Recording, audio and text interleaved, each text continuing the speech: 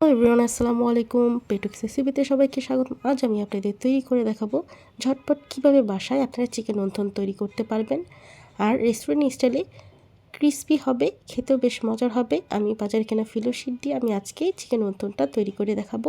First আমি নিয়ে নিলাম 1 কাপ পরিমাণে চিকেন কিমা, দিয়ে দিলাম সয়া সস 1 চা চামচ পরিমাণে, টমেটো সস 1 চা চামচ পরিমাণের, নিয়েছি টেস্টিং সল্ট 1 পিঞ্চ পরিমাণে, লবণ দিয়েছি 1/2 চা চামচ পরিমাণে।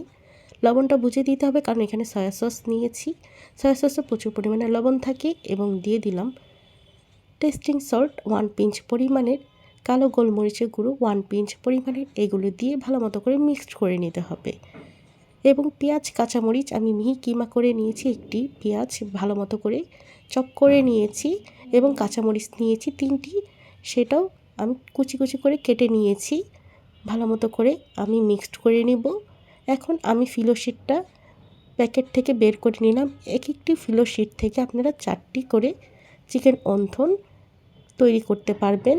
আর 180 টাকা নেয় এই ফিলো শিটটা, বাজারে কিনতে পাওয়া যায়, বিভিন্ন কোম্পানির রয়েছে। আর এইটা পুরটা লাগানোর জন্য আমি একটি আঠা তৈরি করে নিয়েছি। আমি ময়দা নিয়েছি 3-4 চামচ পরিমাণে এবং পানি নিয়েছি 1 কাপ পরিমাণে। ভালো মতো করে মিক্সড করলেই হয়ে যাবে একটি আঠা। এই আঠার সাহায্যে আমি এই চিকেন অন্থনটা লাগিয়ে নিব।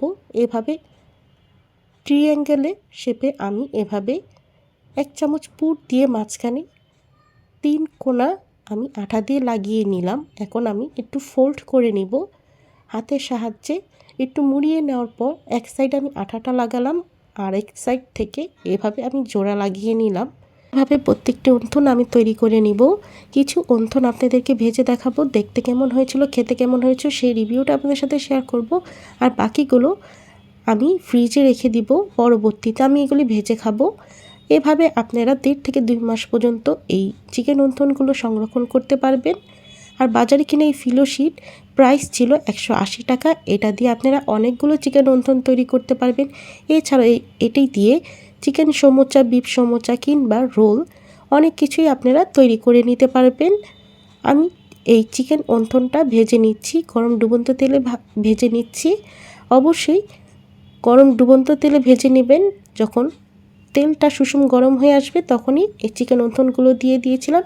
ভাজতে বেশিক্ষণ সময় লাগে না, 1 মিনিটের থেকেও কম সময় লাগে, কিন্তু মৃদু আঁচে ভাজতে হবে, না হলে চিকেনের পুরটা কাঁচা রয়ে যাবে।